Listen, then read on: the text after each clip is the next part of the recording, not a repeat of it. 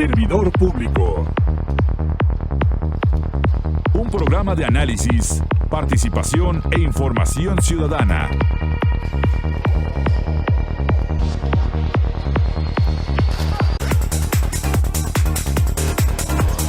Si yo fuera servidor público.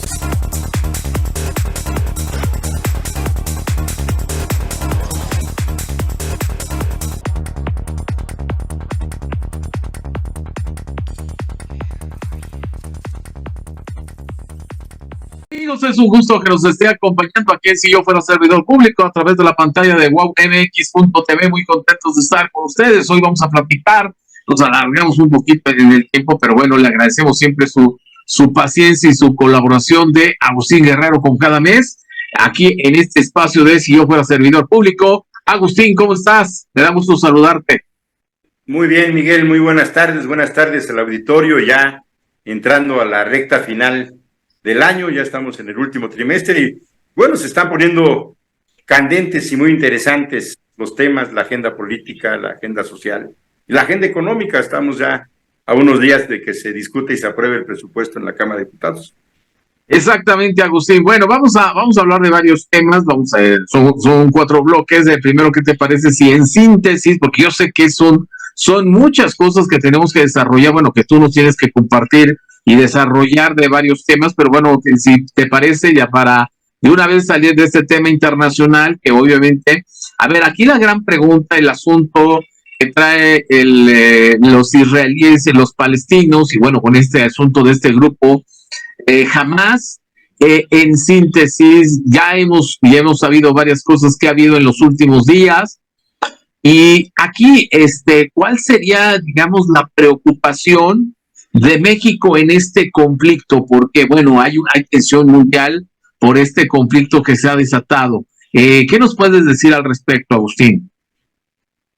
Mira, yo creo que es un conflicto que agarró de sorpresa a todo mundo, a pesar de que había algunas señales de que se estaban calentando las cosas en la zona de Palestina, de la zona de Israel. Sí. Hace un mes exactamente, compareció el primer ministro de Israel en la Asamblea General de la ONU y en su intervención al final mostró un mapa, sacó de su saco, sacó un mapa que extendió frente a toda la Asamblea General y decía, este es el nuevo mapa de Medio Oriente. Estamos hablando del 22 de septiembre de este año. Sí, y este nuevo mapa ya no incluía a Palestina, ¿no? Ya no incluía a Palestina, entonces no era un mensaje menor porque era el primer ministro de Israel frente a la comunidad internacional mostrando lo que desde su perspectiva iba a ser o va a ser el nuevo mapa de Medio Oriente. Y ahí ya no aparece Palestina. Entonces, es un mensaje que no se puede dejar de lado porque alimenta un conflicto que viene de muy lejos, que viene de muy atrás y que hasta todos estos años la comunidad internacional y sus instrumentos, la ONU, la Agencia para Refugiados, ha sido incapaz de encontrar cauces que permitan darle una salida jurídica, una salida política, una salida de entendimiento. Los intentos que hubo en el pasado, pues no fueron respetados. El último de ellos, uno donde participó el presidente de Estados Unidos, Jimmy Carter, el representante en aquel tiempo, primer ministro de Israel, Yitzhak Rabin, y por el lado de la OLP, de la Organización de Liberación Palestina, Yasser Arafat. Ellos convinieron, y fue aprobado por la ONU, la resolución 249, la existencia de 2 estados, el Estado de Israel y el Estado de Palestina. Una franja que comprendía a Jerusalén y a Belén como una franja neutral, que no fuera ni palestina ni judía. Y eso se firmó. No se respetó ese acuerdo. Por el lado de Israel se desconoció.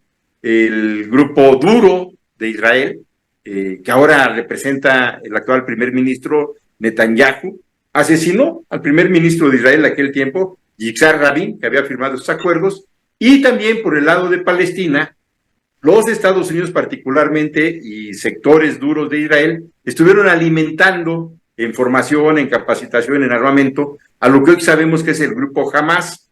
El grupo Hamás es un grupo también palestino con una postura muy distinta a a la que tenía el líder de la OLP, Yasser Arafat, que era más moderado, más tendiente al acuerdo. Sí. Este grupo era un grupo extremista, como lo hemos visto ahora.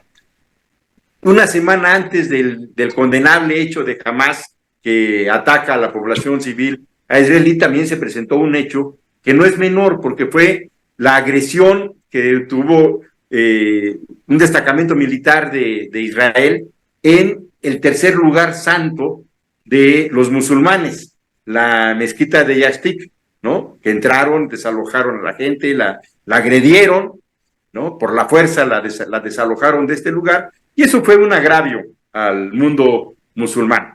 Una semana después conocemos el 7 de octubre este atentado, ¿no? Que no tiene justificación alguna, que nadie puede celebrar y que desencadena todo este conflicto, y que en los últimos días hemos visto también por el lado de Israel, pues actos también condenables, porque han atacado a la población civil, a los niños, ¿no? Gente indefensa que no participa del conflicto, que no tiene, el hecho de que sean palestinos no significa que sean combatientes, ¿no? Así como tampoco todos los de Israel son combatientes, ahí hay también diversos grupos, ¿no? Entonces estamos en un momento muy delicado, donde el presidente Andrés Manuel López Obrador ha fijado una postura criticada incluso desde Israel, pero también por algunos sectores pro-palestinos que quisieran ver al presidente apoyando abiertamente al bando palestino, o los judíos también descalificando a Hamás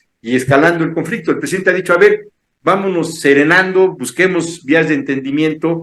Hay una serie de elementos ahí que son daños colaterales, diría el clásico, como producto de esta situación. Sí, de ese conflicto, sí. A muchos extranjeros que quedaron a la mitad del conflicto, ¿no? Hay más o menos 600 mexicanos que andaban viajando por Israel, que iban deportistas o que iban de paseo, que iban a ver los museos, que iban a los lugares santos, en fin.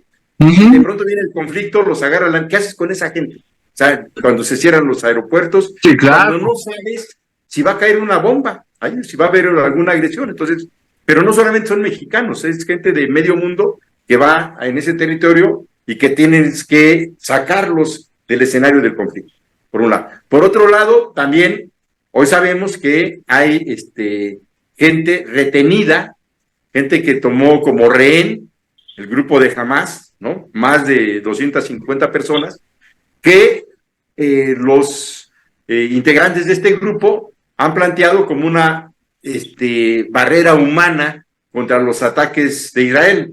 Han dicho, bueno, si los israelitas no detienen sus ataques a la zona de Gaza, vamos a ir matando uno a uno a estos rehenes. Y ahí también hay mexicanos. Hoy sabemos también que ahí hay, en ese universo de rehenes, que todavía no se sabe de la ciencia cierta ni el número ni los nombres de estas personas, pero sí sabemos que hay mexicanos ahí, en un teatro de conflicto, en el centro del teatro del conflicto, sin deberla ni temerla, y que tienes también que gestionar, generar políticas de entendimiento, de corredores de paz, ¿no? De respeto, de paro a las hostilidades. Exacto. Para buscar una solución, pero sobre todo para que estas personas inocentes que están ahí, que les tocó estar en el lugar menos indicado, pues los puedas retirar, ya el ejército mexicano ha enviado unos aviones para empezar a mover en la medida de lo posible a otros territorios. Sí, claro, y además hay que decirlo, es una medida, no es menor, o sea, es muy importante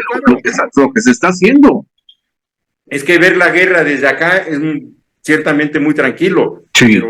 Pero nadie quiere ponerse en los zapatos de una persona ahí ahorita en Israel. Sí, bueno, yo venía de paseo, ¿qué estoy haciendo aquí? Pues sí. ¿No? Entonces, sí, sacarlos es una medida humanitaria, pero además yo creo que como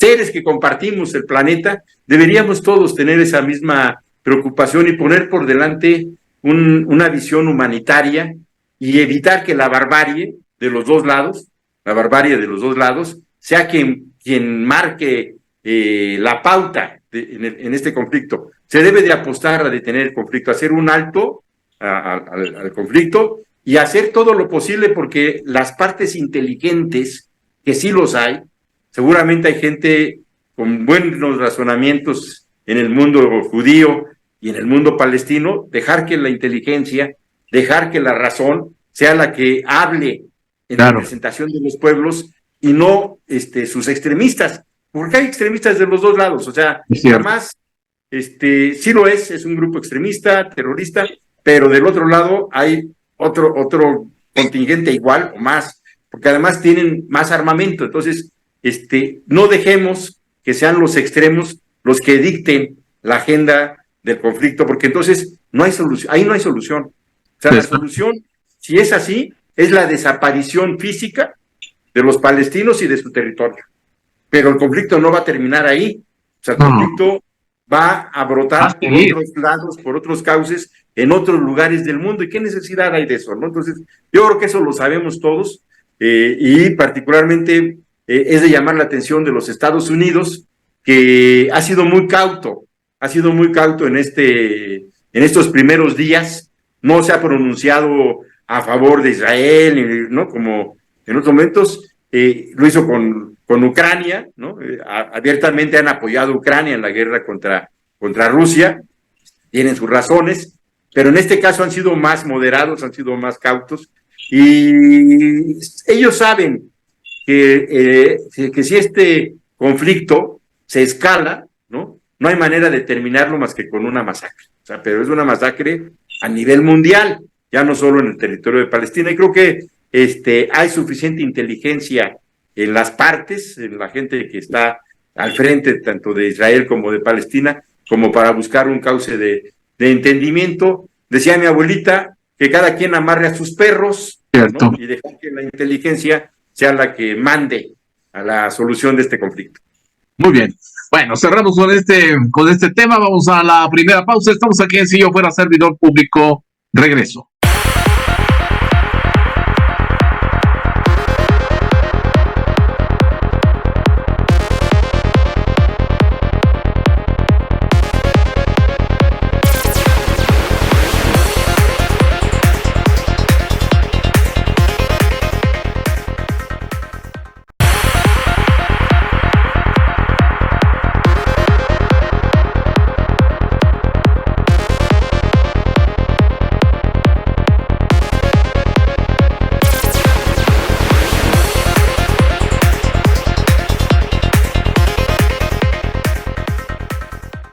En la segunda parte de Si Yo Fuera Servidor Público, platicando con Agustín Guerrero del Partido Morena. Bueno, Agustín, hoy vamos a platicar en esta segunda parte del programa acerca de, pues, este es otro tipo de conflicto, obviamente, tiene que ver con cuestiones de presupuesto, tiene que ver con cuestiones políticas, y nos estamos refiriendo al asunto que hay entre el Poder Judicial y el presidente Andrés Manuel López Obrador. O sea, hay que decirlo así, se están dando, como dirían algunos, sabroso, y por algunas cosas obviamente que no les está gustando al Poder Judicial. Algunas cuestiones pueden ser obviamente debatibles, hay algunas cuestiones que ha puesto el presidente, y hay que decirlo, hay algunos privilegios que uno dice, caramba, o sea, así como en su momento, les digo, poco a poco uno se va enterando a lo largo del tiempo de cuánto gana, cuántos privilegios, cuáles son las dietas de los diputados, de los senadores, que obviamente cuando la primera vez que los vimos, digo,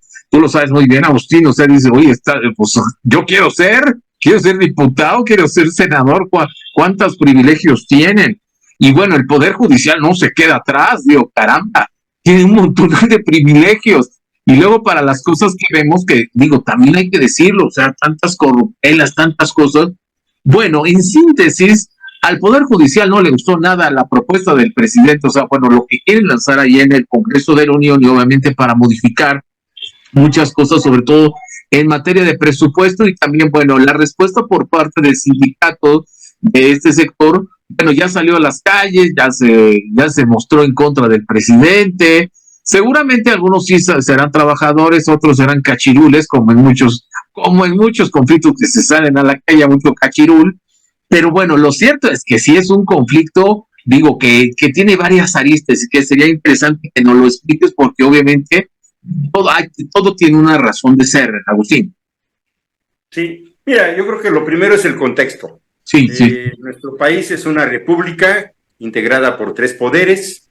Nos han educado, nos han dicho que son poderes autónomos, ¿no? Que hay una autonomía del poder ejecutivo con relación a los otros poderes, que hay una independencia de poderes, del poder judicial y del poder legislativo, ¿no? Lo cierto es que en la historia de México, el poder judicial siempre fue un poder dócil al ejecutivo, siempre, ¿no?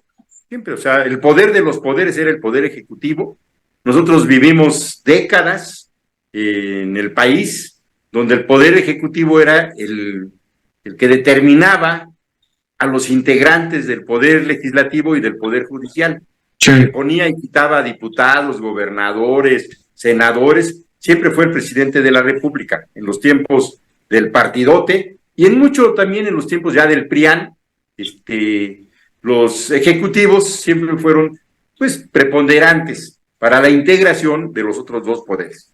Lo mismo el Poder Judicial, a quien ponía a los magistrados, a los ministros de la Suprema Corte y a los magistrados de las diversas salas del Poder Judicial, siempre fue el presidente de la República, siempre, ¿no? Y por eso vemos en la actual integración de la Corte la historia de quién propuso a quién, ¿no? Arturo Saldívar, que es actualmente ministro, fue propuesto por Felipe Calderón en los tiempos en que él fue presidente, y así cada uno de los ministros, pero en los tiempos pasados era todavía más claro este asunto. Entonces, hablar de una división real de poderes hasta el año 2018 es una ilusión, eso no fue. O sea, nunca hubo una independencia de poderes, una libertad de los 3 poderes. De la realidad, no. Esa fue la realidad.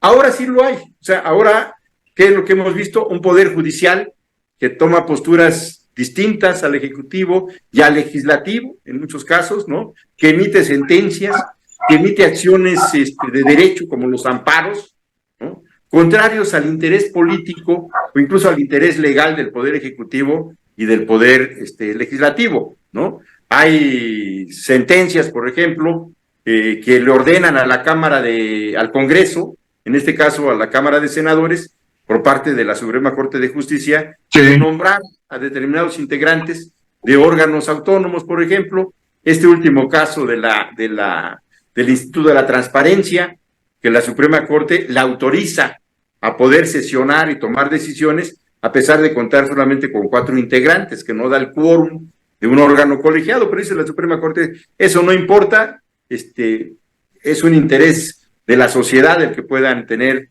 este instrumento de acceso a la transparencia, y bueno, por lo tanto, se vale, es legal que puedan tener esa resolución. Y la respuesta del poder legislativo es reconocer, o sea, no se inconforma, porque además no hay contra quién inconformarse. Después de la Suprema Corte de Justicia ya no hay más. Las sentencias de la Suprema Corte de Justicia de la Nación son definitivas e inatacables, y ya no hay más, ¿no? Ya no hay más a quién recurrir.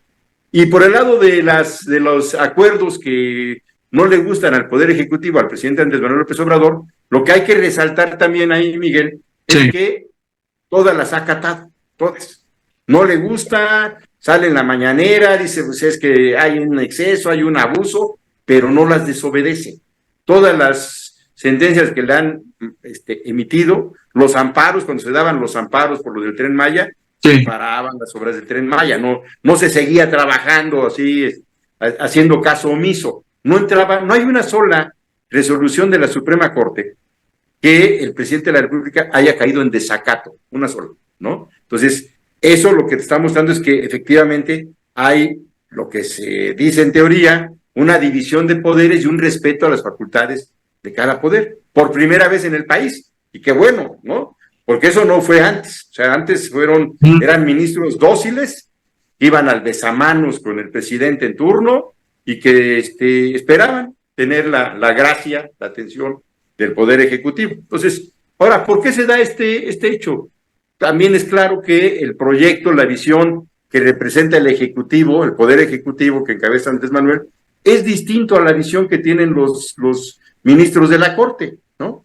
Una visión donde la inmensa mayoría, o la mayoría de los ministros de la Corte y de quienes integran el Poder Judicial, pues tiene más que ver con el modelo del régimen político que representaba el PRIAN.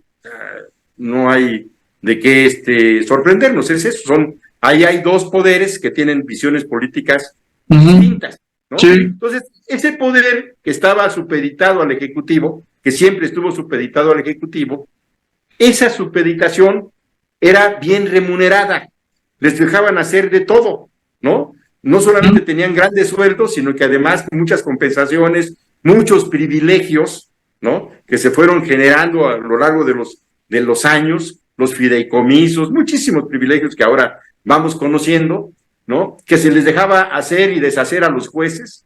No tenemos en los años 80, 90, 2000, inicios del siglo XXI, ningún juez detenido por corrupción, ni uno. Vendían la ley, vendían las sentencias, ¿no?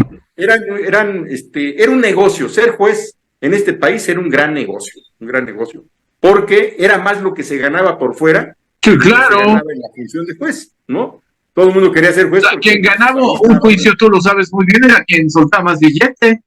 Así es, se vendía la justicia, o se ha vendido la justicia en el país, todavía se sigue vendiendo la justicia en el país. Entonces, el presidente ha planteado que el Poder Judicial requiere de una reforma de fondo, una reforma, claro, como ya la hubo en el Poder Ejecutivo, como de alguna manera ha habido reforma en el Poder Legislativo también, que se requiere profundizar, pero el Poder Judicial no se ha tocado, o sea, sigue siendo el mismo diseño de integración, donde tienes el absurdo de que el presidente de la Suprema Corte de Justicia, el ministro presidente, o en este caso la ministra presidente, es al mismo tiempo la presidente del órgano de control de los jueces, que es el Consejo de la Judicatura. ¿No? Sí.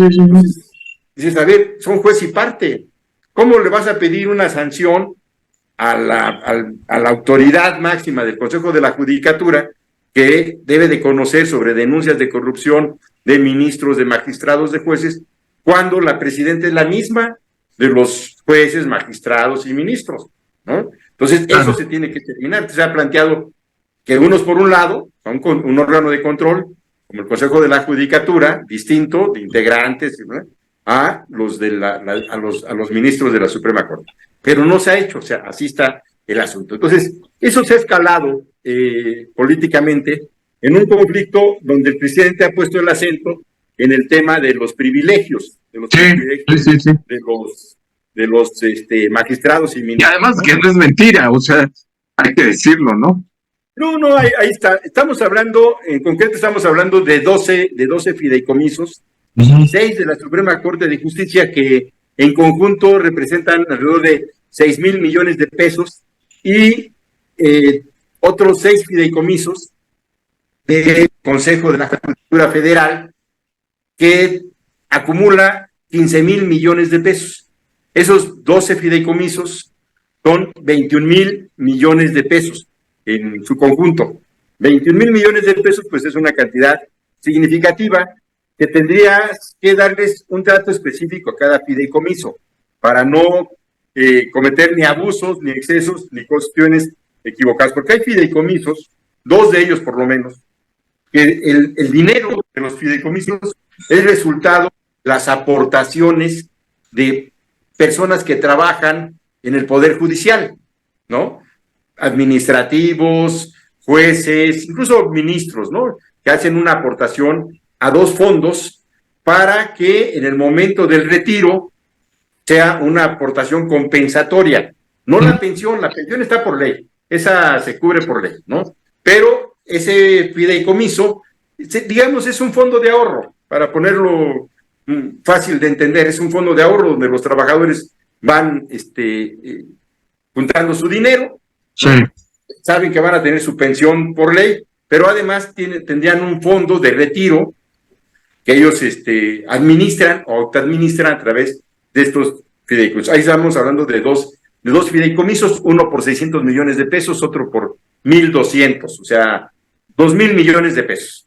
Ahora Faltan 19,000. Hay otros, esos otros 10 fideicomisos, el origen del dinero es el presupuesto de la Federación, ¿no? Entonces, del dinero que cada año pide el Poder Judicial para su operación, para su trabajo, para sus sueldos, en fin, para su función como poder del Estado mexicano, una parte de lo que piden ya va directo a los fideicomisos, a otros fideicomisos, ¿no? A otros 10 fideicomisos. Entonces, el origen del dinero no son aportaciones de los trabajadores, sino es recurso público que piden ellos, no para impartir justicia, no para mejorar las instalaciones, no para capacitación de los jueces, no para eso, no para atender su función sustancial, que es la impartición de justicia, sino a unos fideicomisos que ahora sabemos, ¿no? Que están destinados a todo menos a la impartición de justicia. Y que ahí se pagan seguros médicos, se pagan viajes, se pagan comidas, se cubren requerimientos personales al margen de la función laboral, se cubren actividades que no tienen nada que ver con la impartición de justicia, como trabajos de jardinería, compra de, en fin, ¿no? Entonces, a ver, pero eso no tiene nada que ver. Eso no tiene nada que ver. A ver, aguántame tantito, Agustín, me tengo que ir a la siguiente pausa. Estoy aquí en Si Yo Fuera Servidor Público, regreso.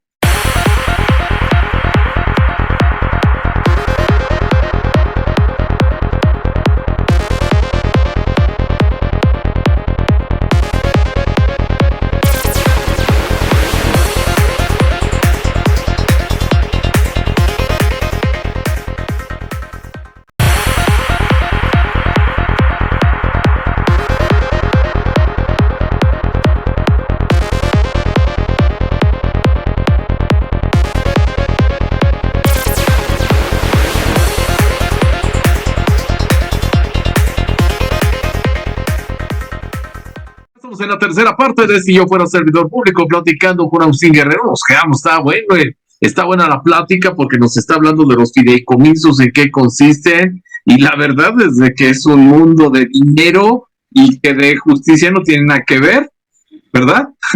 Así es. Entonces, mira, para precisar, hay dos fideicomisos que tienen que ver con apoyos a un fondo de retiro, digamos, de los trabajadores que van, trabajadores de base, trabajadores de confianza, trabajadores del Poder Judicial. Esos no se tocan. No se tocan. ¿Por qué? Porque es dinero de ellos. O sea, son aportaciones de ellos, es su fondo de ahorro. Entonces, que se llamen igual fideicomiso, bla, bla, bla, no los puedes tocar, ¿no? Entonces, hoy sale una movilización en estos días de trabajadores que dicen que si se aprueba eso, ellos van a... No, esos no se van a tocar. Eso es lo primero que hay que dejar claro, que esos fideicomisos, donde el origen del dinero son aportaciones de los propios trabajadores, del nivel que sea, esos no se tocan, eso es dinero de ellos. Hay que revisar los otros, hay que ver, ¿y qué pasa con los otros fondos? Porque mira, lo que sucede con la administración pública, que lo hacen todas las dependencias, es que a ti te asignan un presupuesto, ¿no?, para cubrir tus funciones, y si al final del año administrativo no te terminaste de gastar el 100%, te gastaste el 95%, el otro 5% lo tienes que regresar. Sí, claro. No se quedan con el dinero y dicen, no, bueno, ya lo ahorro. Pues ganancia, ¿no? Pues no. Sí, no, eso no existe. Eso no existe. En la administración pública de México, eso no existe. No sé si de otro país, pero aquí lo que tú no te gastas, lo regresas. Los partidos políticos, por ejemplo, que reciben prerrogativas públicas, si al final del año, al final de la administración anual, no se gastaron el 100%, lo que queda, lo regresan, ¿eh? No se puede uno quedar y decir, no, pues voy a hacer mi fideicomiso y ya es mi guardadito para el año. No, lo tienes que regresar. De hecho, Morena propuso en la reforma que venía del Plan B, venía ese tema de que los excedentes que quedaran, que no te gastaras el año en el año administrativo, lo pudieras guardar para el siguiente año. ¿Qué nos dijo la Suprema Corte? No, eso no se puede hacer, ¿no? Se te asigna un presupuesto para este año, te lo gastas. No te lo gastaste, me lo regresas. Punto. Claro. Entonces, ¿qué está pasando con la Suprema Corte? Que hay dinero que no va dirigido a las funciones sustanciales de impartición de justicia, ¿no? Y luego hay otros y que ya van directo a unos fideicomisos. Y luego hay otros que dicen que son economías, que tenía presupuestado tanto para renovación de vehículos, pero agarré una oferta y entonces en lugar de salirme en 1,000 millones los vehículos, me salió en 700, me quedaron 300 y van al fideicomiso. O sea, las economías que ellos dicen que tienen van a los fideicomisos. Eso tampoco se puede hacer. O sea, las economías no van a fideicomisos, van a Hacienda, vas y lo regresas. Así es, bueno, me salió más barato, había presupuestado comprarlo a tal precio, salió más barato, que bueno, ¿no? Ya cubrí la necesidad para la función a la que me dedico y lo demás se regresa. Eso pasa en todas las dependencias. Entonces, tenemos que ubicar bien el origen y el destino de esos recursos. Si esos recursos al final en el fideicomiso X tienen que ver con recursos para la capacitación de los jueces, tiene que ver con el fortalecimiento de la doctrina judicial, por ejemplo, con cursos, si tiene que ver con intercambios con otros poderes judiciales de otros países y que por ahí se puede financiar el intercambio, o para recibir jueces de otros países para que conozcan el modelo mexicano, que es altamente exitoso y incorruptible, pues se puede entender, decir, bueno, sí, tiene una función, aunque no es prioritaria en la impartición de justicia, sí tiene que ver con el fortalecimiento del modelo, entonces los podrías aceptar. Pero entonces hay que revisar cada uno de esos 10, quitando los 2 que no puedes tocar, hay que revisar los otros 10, y todo aquello que sea efectivamente un privilegio, está fuera de la ley, o sea, no hay nada que lo sustente. Entonces, ¿qué es lo que tienes que hacer? Regresar ese recurso a Hacienda, y que ya decida Hacienda a dónde va, a dónde irán esos recursos, que decidan los diputados a dónde van esos recursos. Entonces, estaríamos hablando, por lo que yo he escuchado, que de los 21,000 millones, que es la suma de estos fideicomisos, 18,000 estarían en esta revisión. Y hay 3,000 que ya, esos no están a discusión, esos se quedan, porque se justifica tanto el origen como el destino de esos recursos. Y ahí no están los recursos de los trabajadores. Entonces, de pronto yo veo que es un tema que se politiza, que salen trabajadores de la Suprema Corte o de los juzgados a defender como si el proyecto fuera con ellos, y no es con ellos. O sea, los recursos de los trabajadores están garantizados, tiene que ver con estos privilegios, con estos abusos, que son resultado también, pues, de que las cosas cambiaron, Miguel, porque, mira, si nosotros no hubiéramos ganado, si hubiera ganado el PRI con MID o Anaya, ni nos estaríamos enterando de esto, o sea, nos estamos enterando porque hay 2 visiones políticas diferentes entre el Poder Judicial y el Poder Ejecutivo, por eso nos enteramos de estas cosas, pero antes era la misma visión, y se cubrían los 2, ¿no? Y se protegían los 2, y se dejaba. Estos fideicomisos crecieron al amparo del PRI, jamás los iba a denunciar, ¿no? Entonces, eso es lo que tenemos ahora, o sea, los mexicanos nos estamos enterando de esto, pues porque entre otras cosas ganó López Obrador, ¿no? Claro. Ese es el hecho. Muy bien, pues vamos a cerrar este tema, nos queda un bloque y 6 minutos aproximadamente para hablar acerca del proceso que tiene Morena para elegir a sus diferentes candidatos. Bueno, no les dice candidatos oficialmente, lo entiendo muy bien, son los coordinadores de los diferentes estados de la República Mexicana, pero yo sí lo puedo decir, o sea, son futuros candidatos a las diferentes gubernaturas. Y bueno, en algunos estados se está poniendo calientito, se está poniendo sabroso el asunto, es incluido obviamente la Ciudad de México. Puebla, por ejemplo, es otra de las entidades, Guanajuato, por ejemplo, Yucatán, entre otras entidades. Agustín, ¿cómo están en este sentido? Porque bueno, ya después de haber elegido, bueno, a nivel nacional a la doctora Claudia Sheinbaum, obviamente ahora sí que ya van los demás. Y en este proceso, ¿tú cómo crees que van? Después de, pues ya tratar de hacer la operación, la famosa operación cicatriz, por ejemplo, muy particularmente con Marcelo Ebrard, y ya después, obviamente, con los estados, pues se está poniendo sabrosa la cosa también. Sí, bueno, yo te diría que del primer tema, ya tiene un mes que resolvimos que nuestra coordinadora nacional es la doctora Claudia Sheinbaum. Sí. Ha iniciado ya, lleva un conjunto de recorrido los fines de semana, de miércoles a domingo, de jueves a domingo, por los diversos estados de la República, en un encuentro tanto con la militancia como con simpatizantes que se están sumando a nuestro movimiento. Sí. Hay una convocatoria, hay un llamado abierto a que todo aquel que simpatice con la Cuarta Transformación o que quiera respaldar la Cuarta Transformación, a sumarse, a firmar un compromiso. Es un evento público con ellos que se pronuncian a favor de la 4T y firman estos compromisos. Ha habido personajes muy polémicos, siempre los va a haber, Sí. que muchos de ellos recientemente o actualmente incluso pues son militantes o tienen una responsabilidad en otros partidos. Te diría dos, uno por el lado de los tricolores, los dos en Yucatán, Jorge Carlos Ramírez Marín, actual senador por el PRI, que renuncia recientemente a este partido y que busca participar en el movimiento de Morena, no en el partido Morena, sino en el verde, movimiento ¿no? de la Cuarta Transformación, ¿no? Uh-huh. Entonces quiere que se le evalúe, quiere que se le considere como probable candidato para el año próximo a gobernador en Yucatán. Ese es un personaje. Hay morenistas en Yucatán que dicen, a ver, espérense, ¿de qué se trata?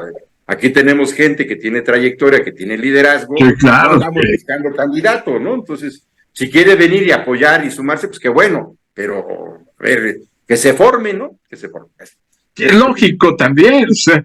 Y hay otros compañeros también de Morena en Yucatán que dicen, bueno, a ver, siendo realistas, la presencia de Ramírez Marín, de Jorge Carlos, nos potencializa, o sea, nos permite sumar agrupamientos del PRI que hoy están de aliados del PAN, ¿no? Disminuir esa alianza, pasarse con Morena y entrar en condiciones de competitividad y de ganar Yucatán.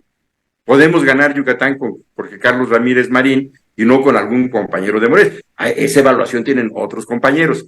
Entonces, es una cosa que se va a tomar en cuenta y que en las encuestas que estamos levantando, bueno, vamos a ver qué tanto liderazgo tienen tanto los compañeros de Morena de origen ahí en Yucatán como nuestros nuevos aliados. El otro es, por ejemplo, Rommel Pacheco. Rommel Pacheco es actualmente diputado federal por el PAN. Por el PAN. Lleva 2 legislaturas, sí, por el PAN. Lleva 2 legislaturas, un destacado deportista, medallista olímpico, ¿no? Y que en esta legislatura particularmente ha votado con el PAN todas, ¿sí? Ha votado todas en contra de Morena, todas las iniciativas que mandó el presidente en materia de reforma eléctrica, de la Guardia Nacional, de los programas sociales, todo eso lo ha votado en contra. Ahí están, es público. Entonces, ¿qué pasa allá? Dicen, oye, a ver, ni siquiera hay una fase donde el cuate diga, me equivoqué, fueron errores de juventud, pero ya la pensé muy bien. Me engañaron. A la primera, ¿no? A la primera, vámonos con Claudia. Apoyo a la doctora Claudia y vámonos con ella. Entonces, son temas polémicos que nos ha generado en muchos de estos lugares, pues, opiniones encontradas, ¿no? Y yo lo que les digo a los compañeros es, a ver, todo eso hay que verlo en el propósito general de la 4T, porque los hechos no se explican por sí solos si lo hacemos al margen del contexto general. Hay que tener primero el contexto general. El contexto general lo estábamos platicando en el otro tema del Poder Judicial, ¿no? Sí. A ver, nosotros, ¿qué tenemos?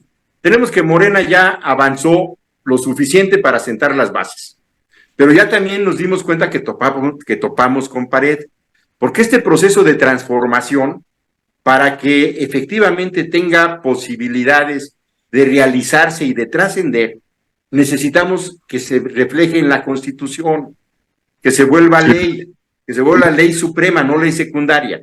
Necesitamos hacer reformas de fondo a la Constitución para que estos temas sobre seguridad pública, sobre política social, sobre desarrollo económico, ¿no? Todas estas cosas que son las que nos ha parado el Poder Judicial, donde se ampara medio mundo, ¿no? Se puedan modificar. ¿Qué estamos planteando en ese tema? Que el Poder Judicial se renueve de pe a pa, completito, desde la integración, que sean los ciudadanos los que elijan a los ministros de la Corte, es lo que estamos proponiendo. Que ya no sean designados a propuesta del presidente, sino que sean votados por la ciudadanía y que, por lo tanto, esos ministros le rindan cuentas al pueblo, a la gente que los elige. Ese es, digamos, el momento. Para poder hacer eso, necesitamos reformar la Constitución, ¿no? Y tener una mayoría, necesitamos tener una mayoría de 2/3 partes del Congreso, que de los 500 diputados, al menos 334 sean de nuestro movimiento. Igual los senadores, 2/3 partes, para hacer una reforma que profundice y consolide los postulados de la Cuarta Transformación. Actualmente Morena tiene 300 diputados, 302, 304, su alianza. No le alcanza para aprobar el presupuesto sin discutirlo, o sea, sin discutirlo con la oposición. Sí, claro. Pero ya reformas de mayor profundidad no se pueden hacer, se requiere las 2/3 partes. ¿Lo vamos a obtener en lo que queda de esta legislatura? No, ya no. Desde el año pasado ya nos dimos cuenta que ya topamos con pared. Entonces necesitamos trabajar un escenario para el año próximo donde podamos, todo el movimiento, Morena y sus aliados, generar una fuerza política electoral que nos permita tener 2/3 partes, 334 de los 500 diputados. Y para poder lograr eso, necesitamos abrir las puertas del movimiento, que actores que han estado en contra de nosotros, ¿no? Y que por diversas razones hoy dicen, yo quiero irme del otro lado, está bien. Esos que vienen del otro lado vienen por muchas razones. Hay gente que viene efectivamente de corazón, haciendo una crítica o una autocrítica a su anterior postura, a sus anteriores actitudes, y de buena fe dice, bueno, a ver, yo hoy quiero apoyar. Y hay otros que vienen por su interés personal, que ni entienden las causas, que ni saben qué pasa con el país, pero ¿a qué me quedo en un partido que está en vías de extinción, por ejemplo, ¿no? ¿A qué me refiero? El PRI, por ejemplo. El PRI ahora es un partido muy digital. Aguántame tantito, me tengo que ir a la última pausa. Estamos aquí en Si Yo Fuera Servidor Público. Regreso.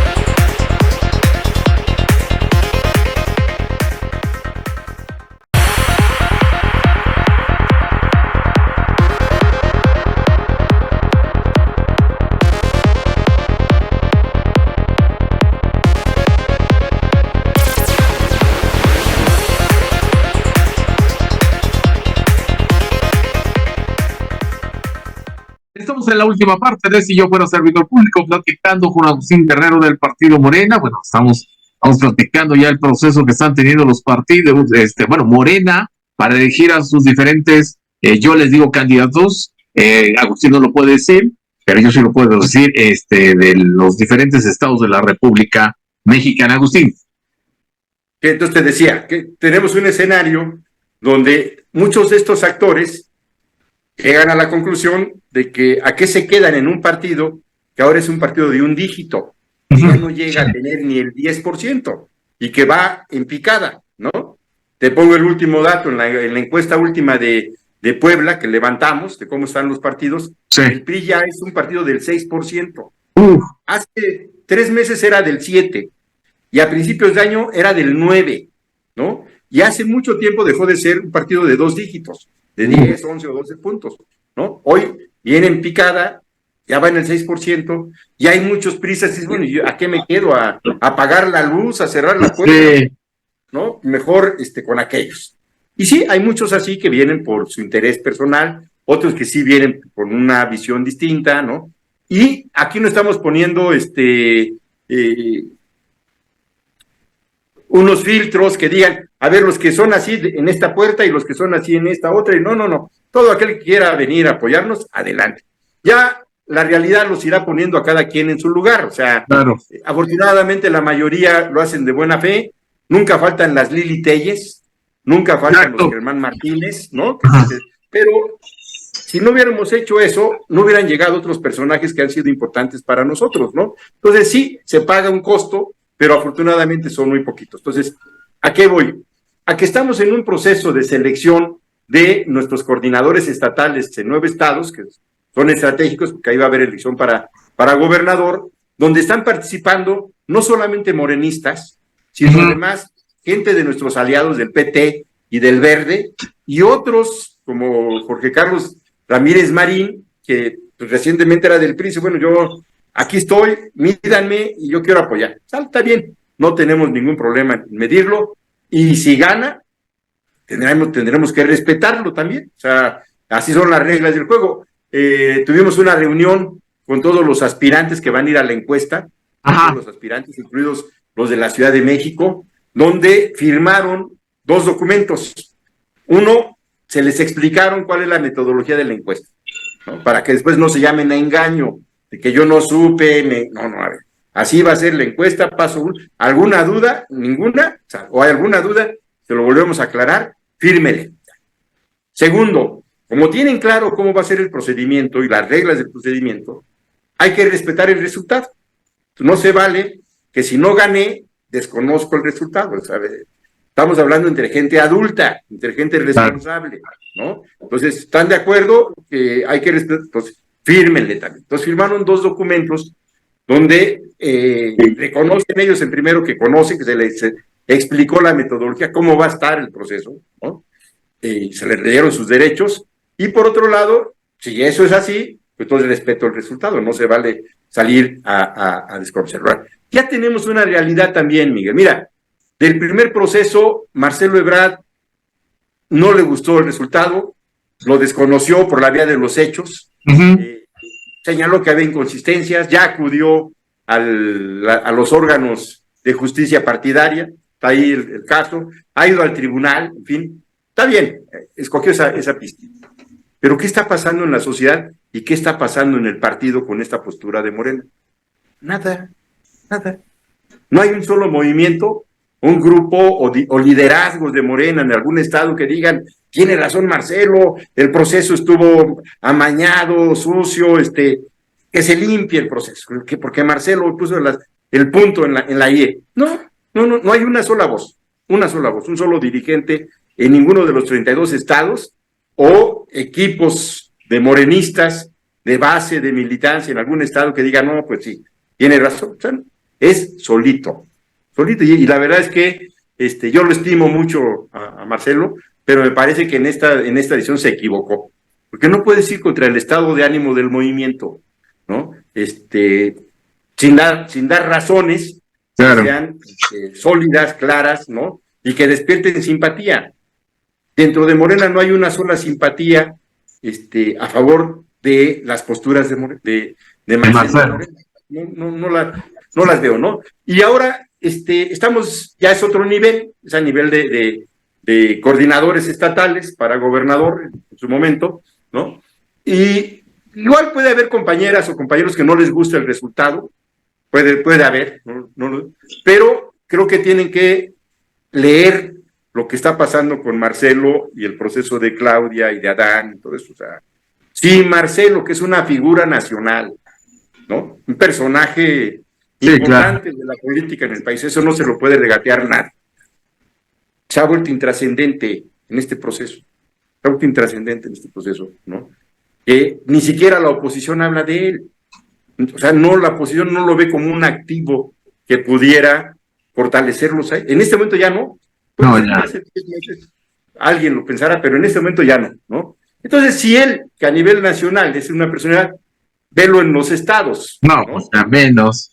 Es otra condición. Entonces, es otra condición. Ahora es muy polarizante en muchos casos. Si hay posturas que dices, bueno, ¿qué vamos a decidir en la Ciudad de México? Entre una trayectoria de izquierda de toda la vida, como Clara Brugada, militante de base. Yo a Clara la conocí hace más de 30 años. Ella era una militante de la UPRES, del Movimiento Urbano Popular, cuando yo era dirigente estudiantil del CEU. Nos conocemos desde toda la vida. Y ha sido una mujer congruente, de posturas de izquierda, que ha estado en las buenas, en las malas y en las maduras de la Ciudad de México, que estuvo en la reconstrucción, en las luchas por los derechos a una vivienda digna, a una ciudad con reglas propias, que ha luchado por el Estado 32, en fin, tienes un personaje así. Y del otro lado tienes un personaje como Omar García Harfuch, ¿no? Recién llegado, en una sola función, que ha sido el tema de la seguridad pública, que no tiene en sus venas y en su historia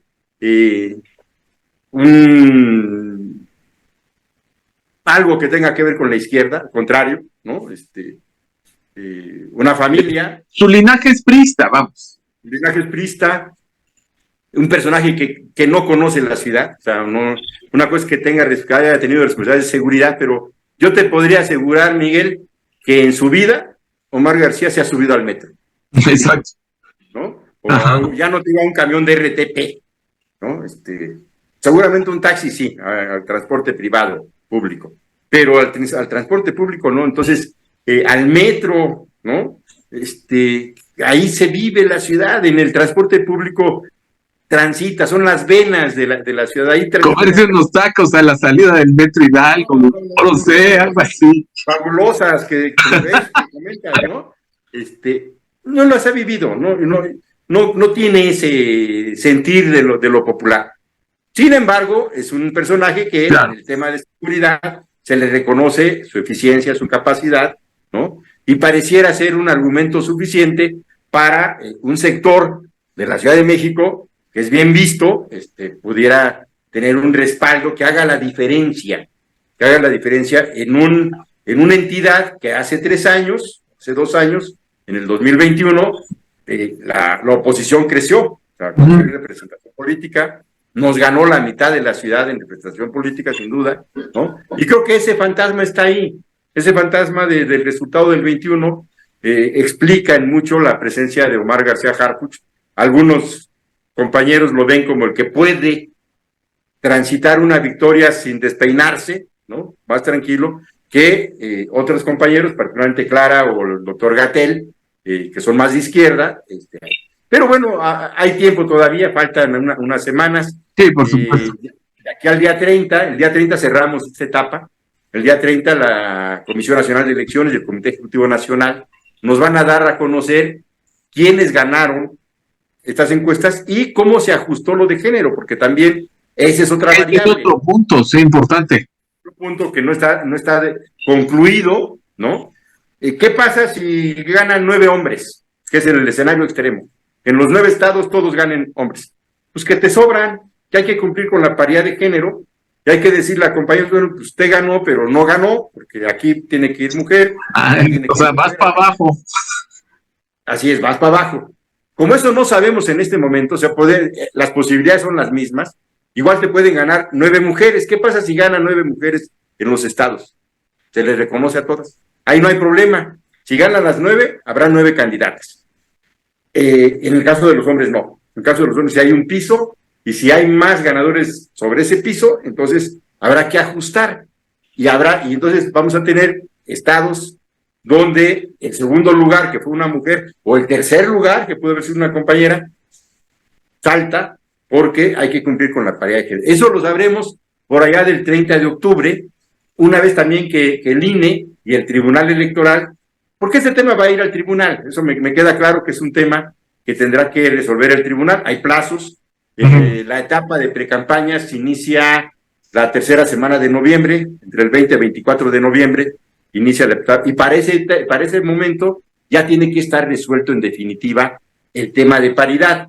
El INE puede tomar una resolución y luego el tribunal acompañarla o ir en contra de esa resolución y emitir una sentencia distinta, y será el tribunal en última instancia el que determine si la paridad que se aplica son 4 hombres o 5 hombres para este proceso, ¿no? Esa es la ley, digamos, ¿no? Entonces, una vez que quede firme eso, se van a hacer los ajustes por todos los partidos para sus coordinadores, y la oposición también anda en el mismo proceso, ¿no?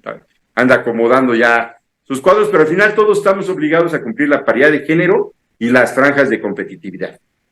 De acuerdo. Bueno, pues como siempre, muy interesante lo que nos platicas, y seguramente en la próxima plática que tengamos dentro de algunas semanas, pues ya estaremos hablando de nombres y apellidos, que también eso va a ser muy interesante, ¿no? Ya que se tengan los que van a competir en los próximos meses, pues ya podemos hablar también de encuestas, ya podemos hablar a ver cuáles van a ser los frentes en cada estado, quiénes se ven más competitivos, obviamente. Pues Agustín, como siempre, te agradezco mucho tu participación aquí en Si Yo Fuera Servidor Público, y por supuesto nos veremos, si nos lo permites, en próximas semanas. Muy agradecido, Agustín.